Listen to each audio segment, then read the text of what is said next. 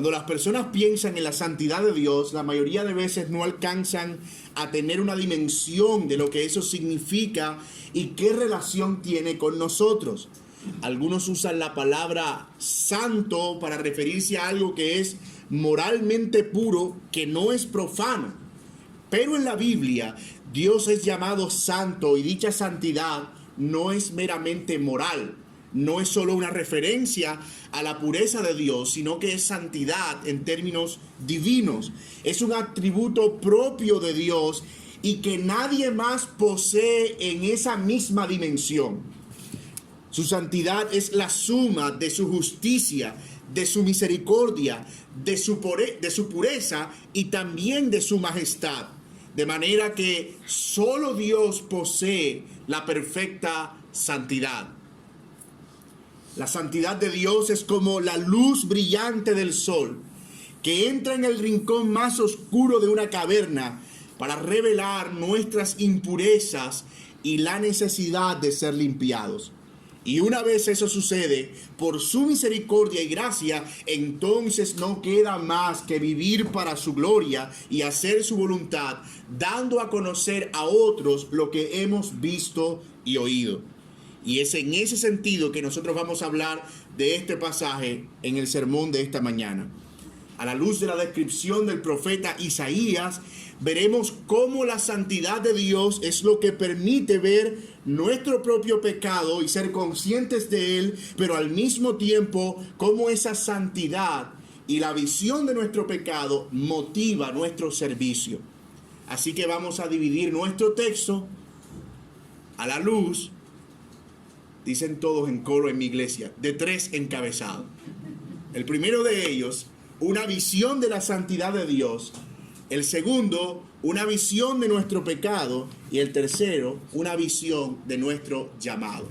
Una visión de la santidad de Dios, una visión de nuestro pecado y una visión de nuestro llamado. Esta visión que nosotros hemos leído aquí, para que tengamos un poco de contexto, fue dada por el profeta Isaías y se nos dice que fue en el año en el que murió el rey Usías. Eso es más o menos hacia el 739 antes de Cristo. Y aunque aparece aquí en el capítulo 6, algunos se preguntan, bueno, Isaías recibió esta visión antes de su llamado o después de su llamado, y si fue después de su llamado, ¿por qué decide hablarla solo hasta el capítulo 6? Lo cierto es que bien pudo haber empezado su llamado en el mismo año en el que recibió la visión, si la recibió en enero y empezó en septiembre, por ejemplo, de nuestro calendario. Pero por otro lado, es posible que solo para efectos de la estructura del libro él haya decidido reportar la visión solo hasta después de haber hecho algunas exhortaciones acerca del pecado de Israel, que es donde se encuentra inmerso este pasaje. Si leímos los capítulos 1, 2, 3, 4 y 5 de Isaías, son unas exhortaciones firmes y fuertes contra una nación que había abandonado a Dios, que se había entregado a dioses falsos, que adoraba lo que no era Dios y que estaba a punto de ser juzgada. E Isaías era el profeta encargado de anunciar ese juicio, pero también la restauración que vendría después del juicio. Así que esta visión de la santidad de Dios contrasta con la vida pecaminosa de Israel y su endurecido corazón, lo que lo hace todavía mucho más interesante. Habiendo entonces atendido lo anterior, vayamos a nuestro primer encabezado, la santidad de Dios, o una visión de la santidad de Dios. Note lo que dice nuestro texto. En el año en el que murió el rey Usías, vi yo al Señor sentado sobre un trono alto y sublime, y sus faldas llenaban el templo. Por encima de él había serafines, cada uno tenía 6 alas. Con 2 cubrían sus rostros, con 2 sus pies, y con 2 volaban. Y el uno al otro, como de manera antifonal. Uno decía y el otro callaba, y luego el otro decía mientras el otro callaba, diciendo: Santo, Santo, Santo, Jehová de los ejércitos, toda la tierra está llena de su gloria. Y los quicios de la puerta se estremecieron con la voz del que clamaba, y la casa se llenó de humo.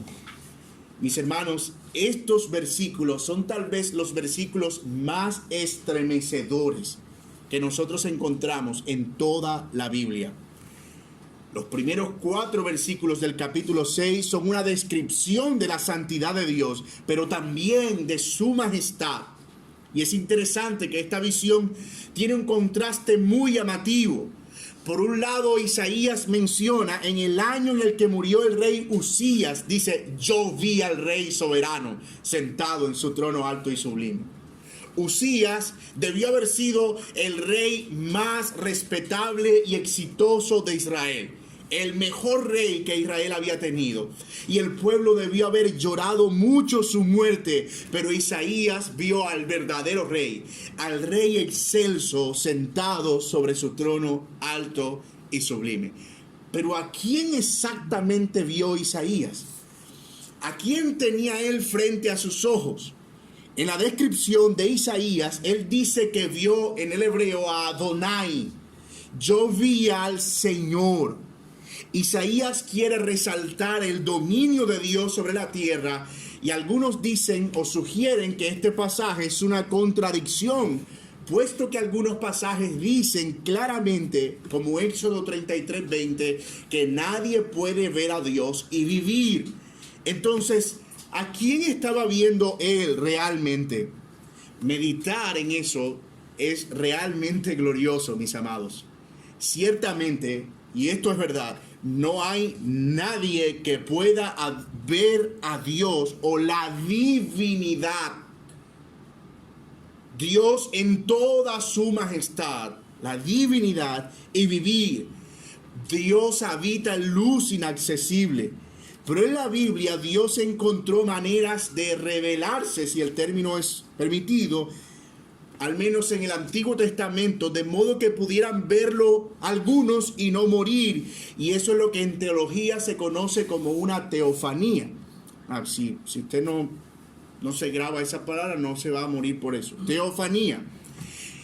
Sin embargo, según el Evangelio de Juan, y yo casi siempre evito no salir de mi texto, pero si usted puede acompañarme a Juan capítulo 12 con su dedo allí en Isaías 6, versículo 41.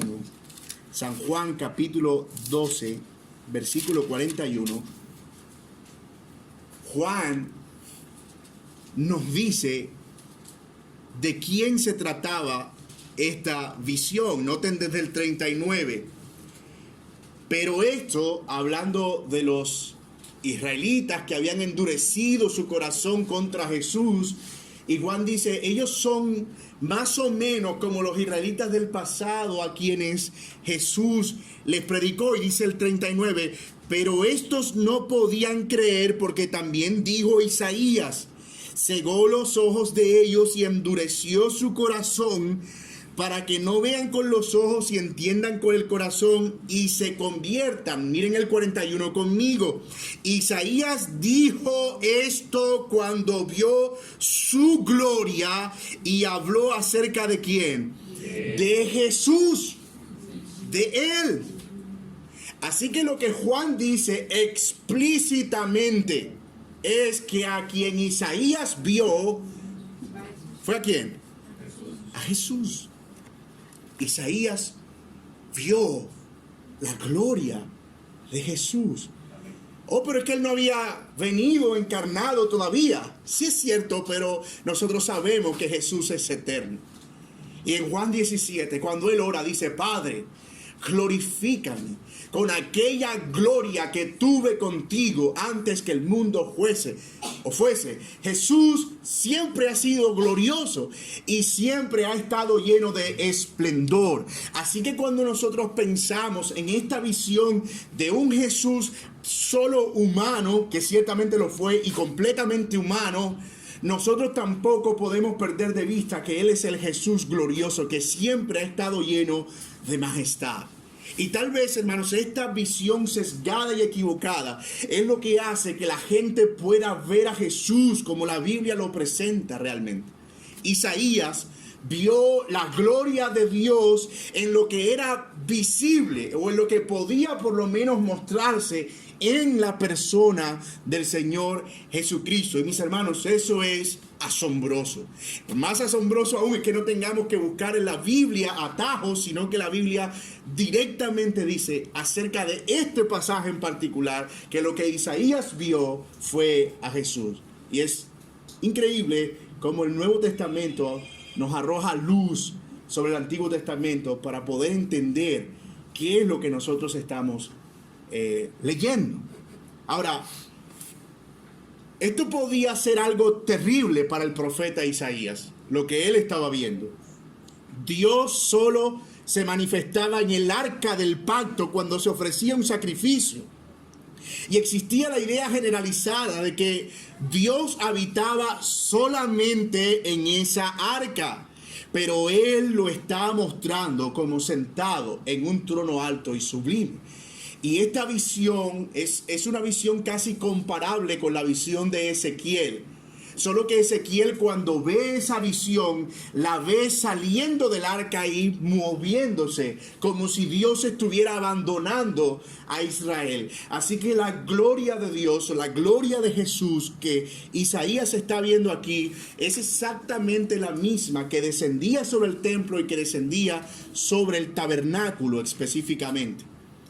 Isaías también vio cómo las faldas de Dios llenaban el templo. Y esto habla de su realeza y de su constante presencia en el templo de Dios. Sus faldas llenaban el templo. Es decir, él no está en el templo real, no solo ubicándose en el lugar santísimo. Él lo está llenando todo. Y por supuesto, esta visión de Isaías no era una visión acerca del templo terrenal construido por Salomón, sino el templo celestial, el mismo que le fue mostrado a Moisés cuando él lo vio y hizo una réplica aquí en la tierra de ese templo que él vio en los cielos, y del que habla también Hebreos en los capítulos 7 y 8. Sin embargo, también es una referencia y un llamado a la pecaminosa nación de Israel a volver al templo terrenal, porque él lo llena, no solo el lugar santísimo, sino todo el lugar. Ahora, habiendo entendido entonces a quién vio él, y habiendo tenido claro por la luz que nos da el Nuevo Testamento que fue la gloria de Cristo preencarnado, veamos los otros elementos alrededor de esta visión. Los serafines. Miren lo que dice el texto. Por encima de él había serafines. Cada uno tenían 6 alas. Con 2 cubrían su rostro y con 2 cubrían sus pies y con 2 volaban. Y el uno al otro daba voces diciendo: Santo, Santo, Santo, Jehová de los ejércitos, toda la tierra está llena de su gloria. Isaías continúa describiendo su visión y en la medida en que van apareciendo elementos, la visión se hace más majestuosa, más gloriosa. El profeta dice que encima del trono habían unos seres angelicales. Una palabra que se usa para esos seres es la palabra saraf. Y su imagen está asociada al fuego o a algo que está constantemente encendido. En el templo terrenal de Dios descendía en medio de querubines. No sé si ustedes lo recuerdan. En el templo construido por Moisés. Pero estos seres tenían una gloria mayor. Y su función, ¿sabe cuál era? Adorar continuamente al Señor. Como un fuego encendido continuamente y sin apagarse. Ahora entendemos esa instrucción de Dios cuando Moisés construyó el templo para que siempre permaneciera encendido el fuego del altar. De ellos se nos dice que tenían 6 alas y parece, como les dije, haber una relación entre estos seres y aquellos que vio Ezequiel en 1:5 de Ezequiel y en la visión de Juan en Apocalipsis en el capítulo 4 versículo 8. Con 2 cubrían su rostro, probablemente, no estoy tratando de asignarle un sentido espiritual, pero probablemente para mostrar la grandeza del que está sentado en el trono y su humildad ante él.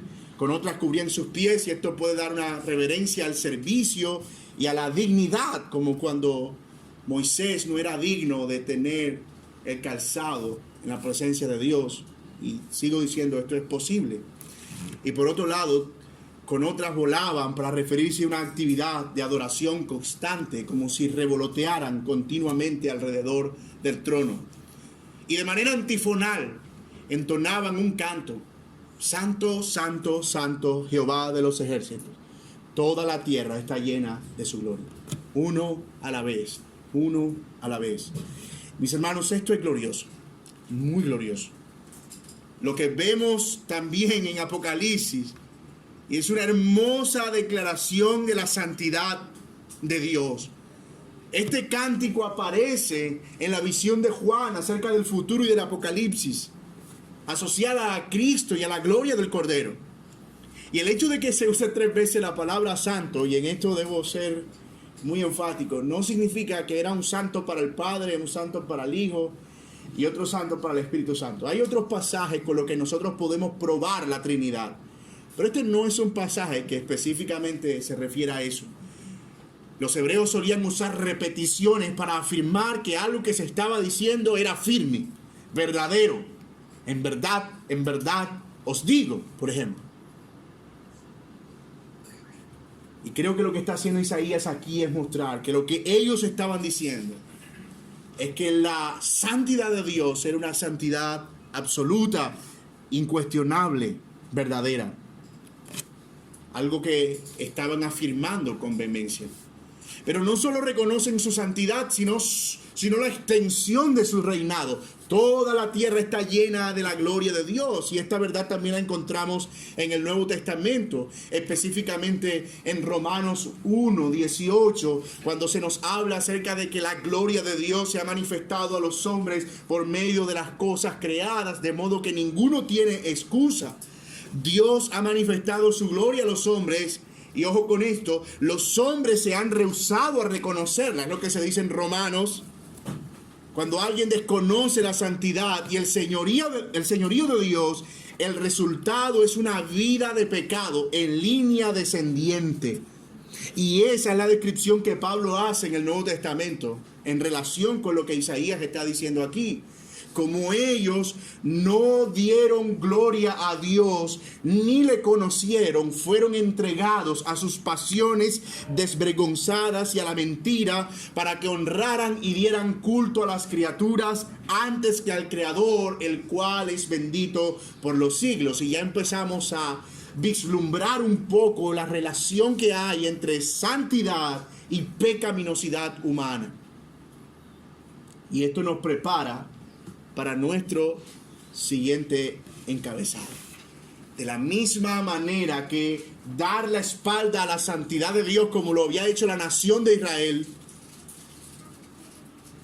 daba lugar a pecados, a idolatrías y a entregarse a la mentira y la falsedad. Por el contrario, contemplar la santidad de Dios y reconocerla podía llevar no solo a la nación de Israel, sino a todo el que pueda conocer su santidad a ver su propio pecado y ser movidos al arrepentimiento.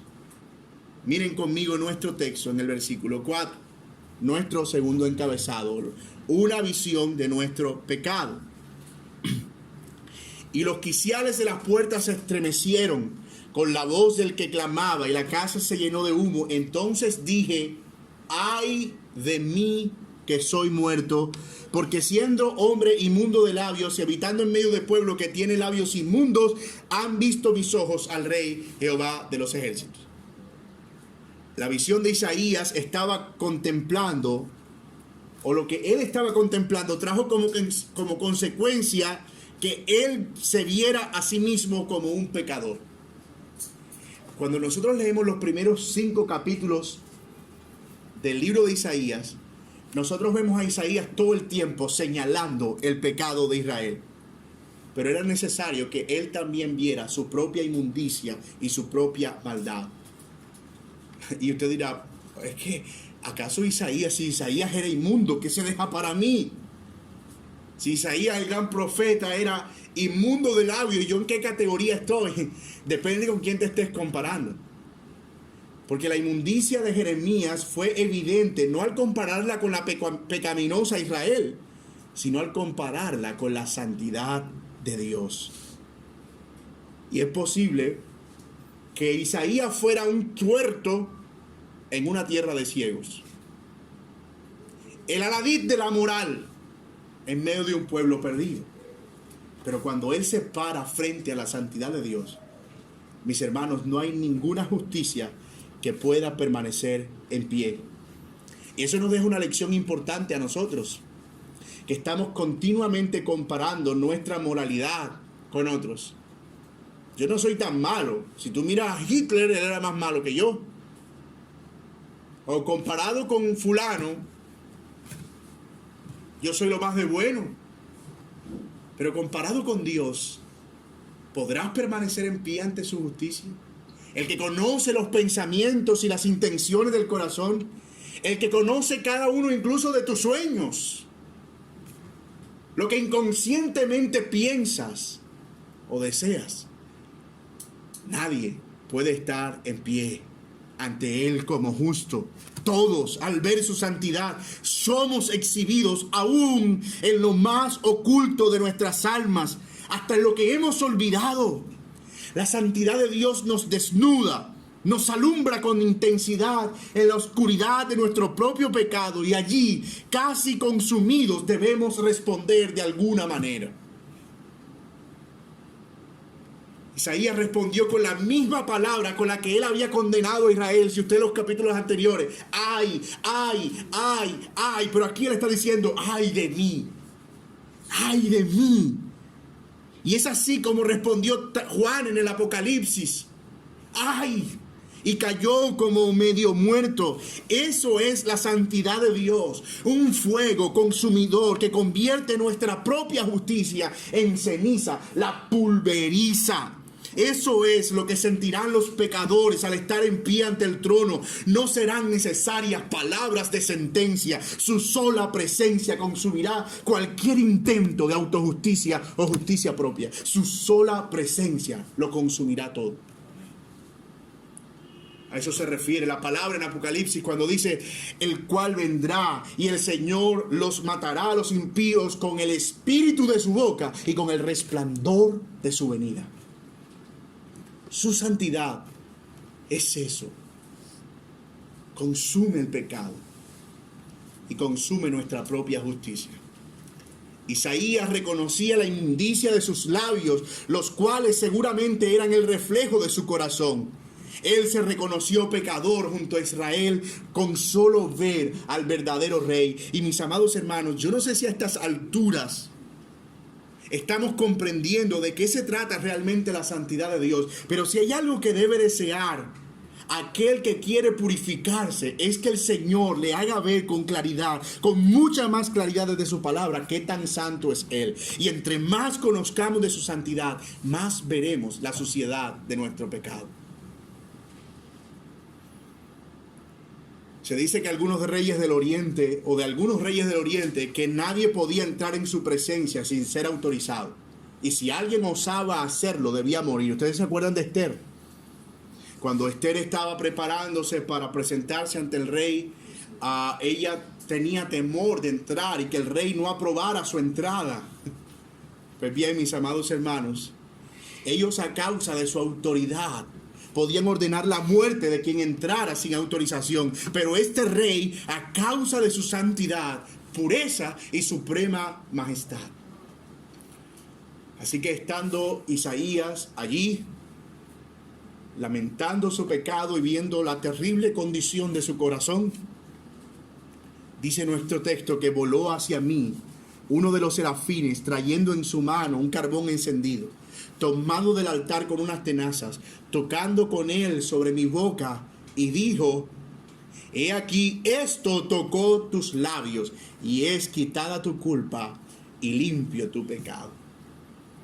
Luego de que Isaías reconoce su pecaminosidad, vino la respuesta de Dios. Uno de los serafines tomó un carbón encendido del altar, ardiendo, y tocó su boca.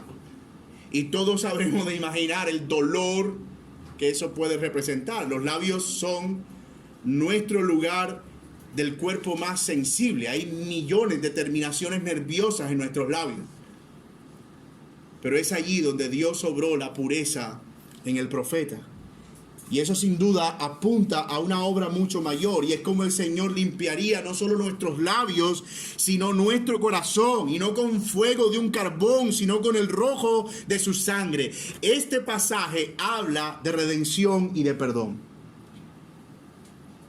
Luego de contemplar la santidad y ver su pecado, viene redención. Un proceso doloroso. El arrepentimiento es doloroso. Y en efecto, pero también es necesario. Todo el pecado de Isaías era quitado, y también de su pecado pasado había sido quitado, y el pecado que de continuo obraba en su corazón ahora era limpiado. Mis hermanos, esa es la obra maravillosa de Dios. Hay formas de tomar atajos, hay formas de buscar satisfacción personal, no sentirse mal con Dios, haciendo buenas obras, haciendo caridades, siendo benevolente con las personas. Pero el verdadero perdón tiene una sola ruta: exponernos a la santidad, ver nuestro pecado, ser movidos al arrepentimiento, y entonces vendrá el perdón. Todo esto proviene de su sola santidad. Nuestro pecado y también su redención. ¿Pero para qué? ¿Cuál es el propósito por el cual Isaías no quedó muerto allí? Bueno, primero para que nos contara esta maravillosa historia y pudiéramos leerla como lo estamos haciendo aquí, ¿verdad, Isaías? ¿Sí? Pero segundo, había un propósito todavía mayor, y esto nos lleva a nuestro tercer y último encabezado: la revelación de nuestro llamado. Después oí la voz del Señor que decía: ¿a quién enviaré? ¿Y quién irá por nosotros? Entonces respondí yo: heme aquí, envíame a mí. Y déjame decirte, además, ¿y cómo no? Después de tremenda revelación, después de tremenda muestra de perdón y gracia, y viene quien me ha perdonado y me ha limpiado, habiendo podido matarme, y me pregunta: ¿quién irá por mí? ¿Y quién llevará nuestro anuncio? Cínico habría sido Isaías si su respuesta hubiese sido: ¿ah? Señor, yo no. Esta es una pregunta retórica, realmente. ¿A quién enviaré y quién irá por nosotros? Es una pregunta retórica, porque él esperaba que, por la experiencia de Isaías, él dijera: yo. La voz que hizo temblar los quiciales ahora es una petición en los oídos de Isaías. La voz de trueno ahora es una voz urgente, un llamado. ¿Quién irá por nosotros? Ese sí es un pasaje trinitario. ¿Quién irá por nosotros?, dijo el Señor en una clara referencia a la Trinidad. A lo que él responde: el limpio y purificado profeta, heme aquí, envíame a mí. Dios no llamó a Isaías y no lo encomendó hasta que no fue purificado. Era una señal de lo que el pueblo de Israel necesitaba, pero también es una alusión a la obra de Dios en nosotros. Cuando somos conscientes de nuestro pecado, también lo somos del compromiso de ir a otros. Dios pudiera salvar sin necesidad de nosotros. ¿Está escuchando eso? Dios pudiera salvar sin necesidad de nosotros, pero a Él le ha placido a usar pecadores para llevar su mensaje, para llamar a otros al arrepentimiento. Y como en el caso de Isaías, es probable que la gente no responda a ese llamado. Tú vas a hablarles, pero ellos están endurecidos. Tú vas a hablarles y solo será para condenarlos en juicio, pero también hay una esperanza de redención. Ellos serán cortados, pero de su tronco brotará un árbol. Habrá una mayor gloria aún. Mis amados hermanos, el trabajo de lo que suceda con la palabra de Dios no es nuestra responsabilidad, como no era responsabilidad de Isaías. Nuestro trabajo es responder por la obra divina al llamado. Y sabe que esto es tan glorioso, este misterio, que los ángeles lo ven con asombro. Porque un ángel no puede sentir lo que tú y yo sentimos. Los ángeles pueden ser mensajeros, pero la razón de su mensaje es en el acto de obedecer al mandato divino. En nuestro caso, el obedecer al mandato divino no es una acción directa, es una respuesta a lo que Dios ha hecho, y los ángeles no tienen ese privilegio, porque al no ser transgresores, no han recibido perdón, no han recibido gracia, no han experimentado lo que esperan que otros experimenten. Y eso es lo que hace que cumplir la misión de Dios, ligada a la redención de Dios, que viene por contemplar su santidad, sea algo maravilloso y glorioso.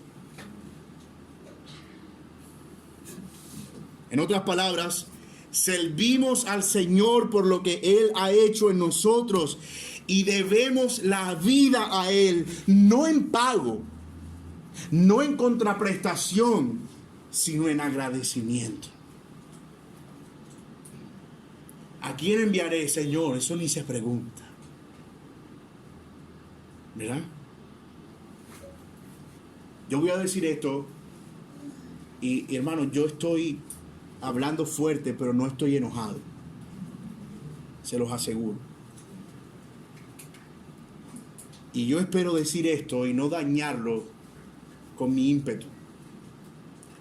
Pero sospecho que alguien que no tiene una pasión por el servicio a Dios es porque aún no ha logrado dimensionar la santidad de Dios, y por tanto tampoco su propio pecado, y mucho menos la redención que hemos recibido.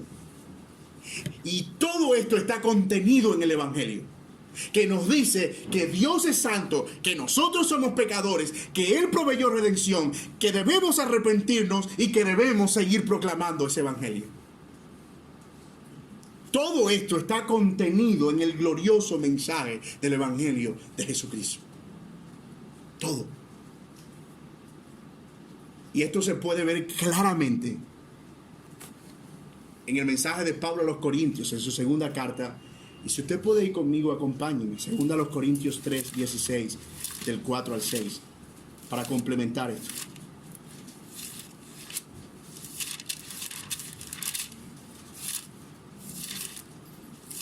Segunda a los Corintios 3.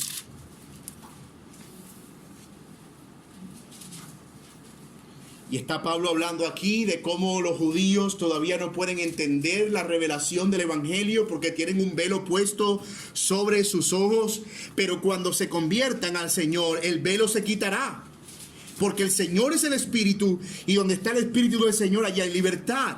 Por tanto, nosotros todos, mirando a cara descubierta como en un espejo, mire esto, la gloria del Señor, somos transformados de gloria en gloria en la misma imagen como por el Espíritu del Señor.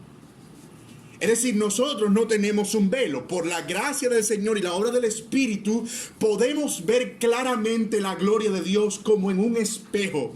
¿Y qué sucede? Cuando la contemplamos, esa gloria nos transforma en lo que se llama santificación y nos va haciendo crecer de gloria en gloria. ¿Para qué? Versículo 1 del capítulo 4. Por lo cual, teniendo nosotros este misterio según la misericordia que hemos recibido, no desmayamos. Antes bien, renunciamos a lo oculto y vergonzoso, no andando con astucia ni adulterando la palabra de Dios, sino por la manifestación de la verdad, recomendándonos a todos, a toda conciencia, humana delante de Dios. Pero si nuestro evangelio está aún encubierto, entre los que se pierden está encubierto, en los cuales el Dios de este siglo cegó el entendimiento de los incrédulos, para que no le resplandezca la luz del evangelio de la gloria de Cristo, el cual es la imagen de Dios. Pero no nos predicamos a nosotros mismos, sino a Jesucristo como Señor, y a nosotros como vuestros siervos por amor de Jesús, porque Dios, que mandó que de las tinieblas resplandeciese la luz, es el que resplandeció en nuestros corazones para iluminación del conocimiento de la gloria de Dios en la faz de Jesucristo.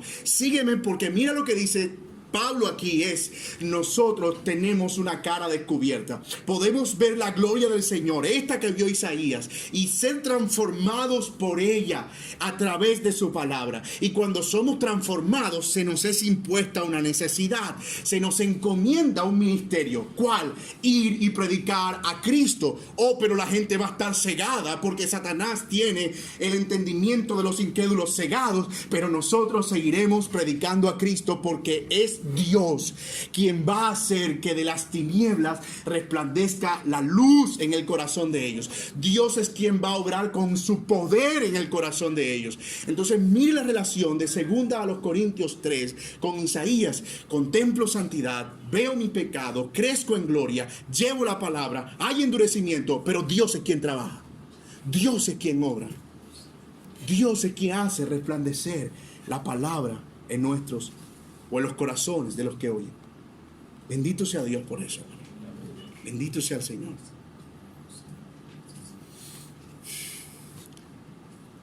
Conclusión. Hay un efecto colateral en el creyente. Al contemplar la gloria del Señor y su santidad revelada en la Escritura, la santidad hace que veamos nuestro pecado, que nos arrepintamos, que seamos limpiados y que en agradecimiento por esa redención sirvamos, llevando el misterio de Jesucristo por la misericordia que hemos recibido. Sirvamos con todo nuestro corazón a nuestro Rey y a nuestro Señor. Así que hay una relación estrictamente directa entre el Dios Santo y los hombres que sirven en su reino y para su gloria. Bendito sea Dios por eso. Bendito sea Dios por su gracia. Bendito sea Dios por su redención en nuestro corazón. Oremos esta mañana.